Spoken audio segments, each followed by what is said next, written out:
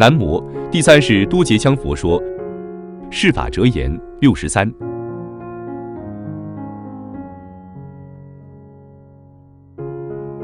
祸福之道，易居之。由是为祸自修图，为天下之祸而消逸，是为福道；藏自私之利而伤众，是为祸道。仁者当于除私之道，行其所事，性道悠然自修。故生活之途，并非祸福，而为仁者意识所向之业招是也。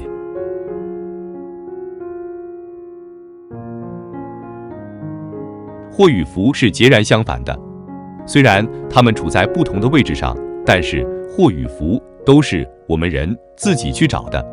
天下所有的人都要在祸或福之中生活。如果你为天下的人谋利益，给他们创造幸福，这就是你自我所行的福道。世人将由是之道返回福报于你。那么你若常着自私自利的心而去伤害他人，这就是祸道。世人亦将会反报伤害于你。凡是作为一个人在除却自私的境界当中行一切事情给他人带来利益，这自然就是一种幸福之道，或者说是自修幸福之道的一种方法。因此祸与福并不是生活强加在人的身上的，而是人们自己意识和行为去感召来的。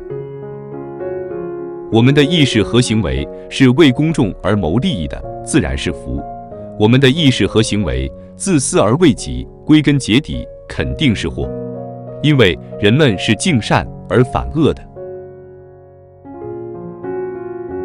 感谢您的收看，欢迎订阅、按赞、留言及分享我们的频道。